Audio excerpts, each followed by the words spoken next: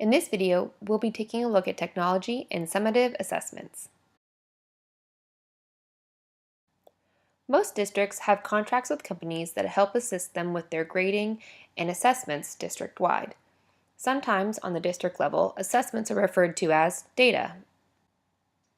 Here you see some of the systems that districts in our area have purchased to help with grading and assessments. There are even some systems that help with both tasks, such as Illuminate and PowerSchool. In this video, I'd like to give you a quick run-through of what Illuminate looks like. Illuminate is the system that SUSD has purchased for its teachers to help administer summative assessments and district benchmarks. Most assessment and data systems will look very similar to this, so a quick run-through should suffice no matter where you end up employed.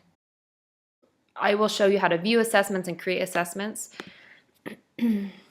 So what I'm doing is I'm pulling up my old assessments here, right? So these are the ones that I have made, and then if someone's made theirs public, like I don't have a kindergarten assessment, but I see it on my list because someone's made it district-wide. What you can do is you can pull it up. It gives you an overall, score here and breaks down the most missed questions here, breaks down student groups, things like that. So this is after you've run an assessment. Probably the most important function would be to analyze that data. So you would go to reports. I'm not going to actually run these reports because I don't want to populate lists with student names and IDs and scores and things like that. But this right here, student responses, I can, run a report class by class.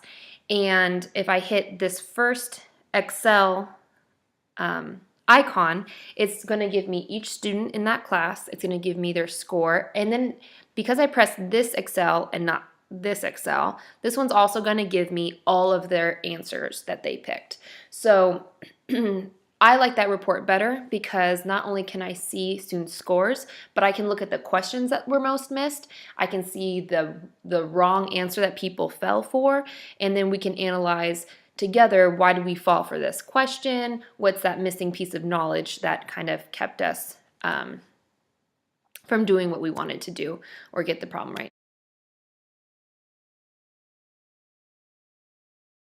Another useful report are the small slips. So these you would print out, cut into individual pieces, and you can hand them out to the students. And it basically gives them the answer key and then what they had done. You can have them get into a group, discuss questions. You can also run small slips without the correct answer on them, so that when they meet in groups, they don't actually know what the correct answer is and they're discussing, right? So they know if they got it wrong, and they could probably do process of elimination to see what the correct answer was, but there's still a conversation around what's going on with this question versus, oh, I put C and it was A, the end. So again, your district, more likely than not, has a contract with a data analysis company that allows you to create assessments and print Scantrons and then run them. Now this one is just going to be for multiple choice. There are essays and things like that you can upload here.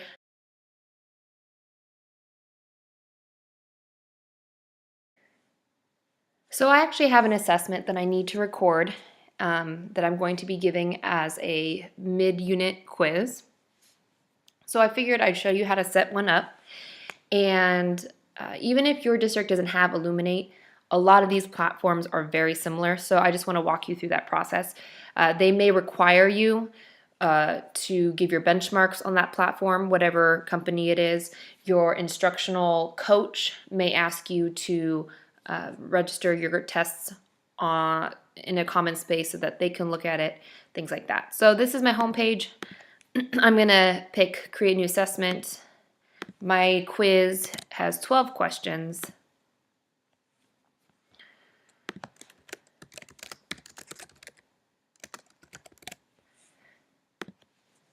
I don't have to enter a description. Now, I can link these to standards. I'm not going to make you watch me sift through them because I never picked the right domain the first time, and it helps, to have some time. So I'm not going to do that right now. I don't have to do it at all, actually, so I can press next. The answer key, so I can mark if something's advanced. That will help me dissect it when I'm analyzing data, or I can just know it. Rubric, there is a rubric for the written answers that we discussed in the first part of this video. And I can mark extra credit. I also can weight the questions if I want to. All right, so for question number 1, I'm putting in my answer key here. I already had it, prepared for this. I will say you can, if it's select all that apply, or you can put multiple answers if you need to.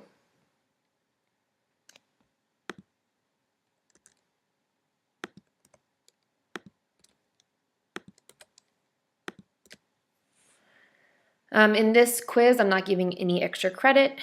Later on, if I find, oh gosh, there was a typo that messed up everybody, I can go back and I can delete it. And the best part of that is then I don't have to look at everyone's answers one by one and adjust their scores accordingly. Okay, so I got my answer key ready to rock and roll.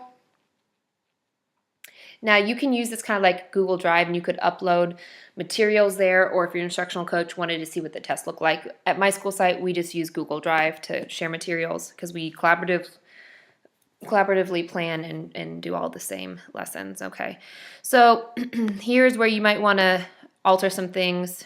Got 5 answer choices.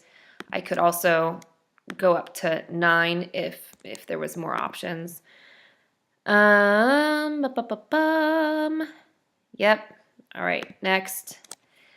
And sharing. This is probably what you would want to do. You would want to open this up, press user, and then type in your coworkers in your department who are going to be giving the same assessment or quiz, and then they don't have to register it themselves. You would also probably enter your instructional coach there so that they can view your results. So once it's created, then you would go to administration and you're going to print answer sheet. So I wanted to show you what an answer sheet looks like. This one happens to be a blank one, but you can also print them what's called pre-slugged, which means it has all the student names and ID numbers on it. And they would fill in their answers. And then you can actually hold this up to your doc cam at your teaching station or your webcam on your camera, and it's going to go ahead and grade it for you and register it and store the information.